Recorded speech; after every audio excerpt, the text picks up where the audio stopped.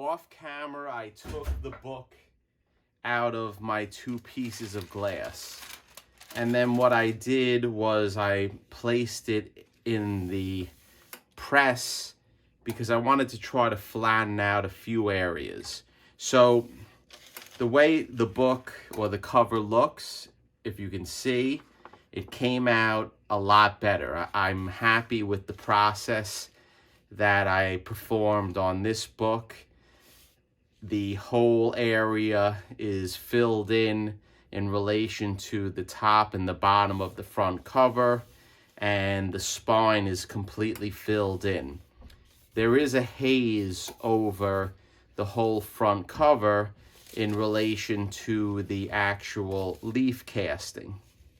One issue I have is I believe that the book needs to be, or the cover needs to be worked on, because I do have some wrinkling that developed. So what I'm going to do is I'm gonna have to work on this cover to flatten it out a little bit better.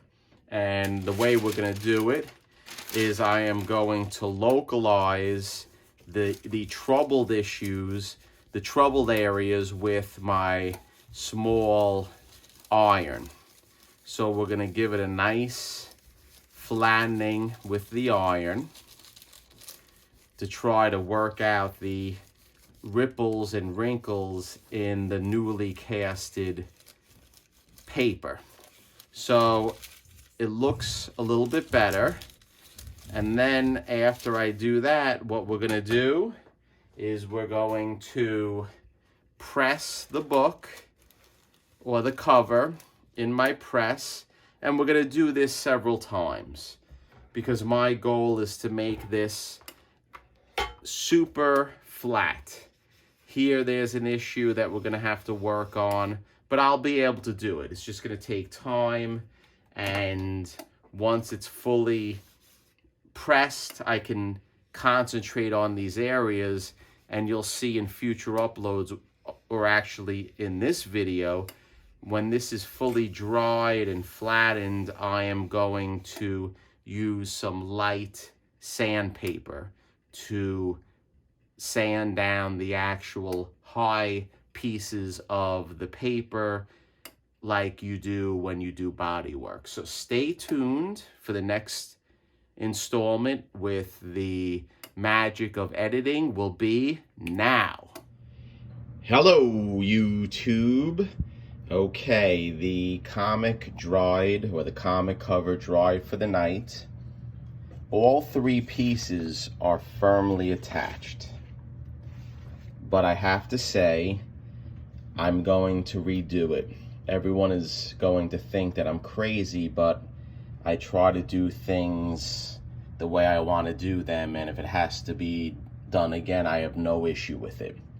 And the reason why I have to do it is because there is rippling in the leaf casting right here and in where it attaches to the cover, and the same right here. Now I thought I would be able to sand it down lightly with very fine sandpaper, and I was going to show you how I was going to do it, but that's not the case. And I know why this happened. It happened because when I took the cover out of the bath, I was impatient. I'm sorry. And what I did was, when it wasn't fully dried, I ironed it with my mini iron. There it is. And then I also placed it in my press. Now, what that did was, since it's 2 different types of papers, it dried at different levels. That's what I think what happened at different time periods, and one became rippled and the leaf cast paper became rigid, and then it constrained the comic cover, causing ripples in it, which I will not be able to press out. So what I think the lesson learned is that I need to just put it between my pressing glasses with the blotting paper or the paper towels, and then I keep it there until it dries. All this white stuff, this will come off with putty and cleaning. So I'm gonna do it again.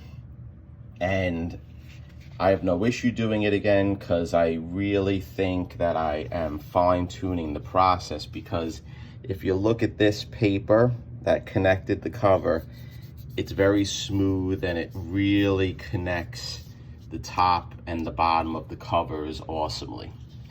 And it's flexible, it's not rigid, it can be folded.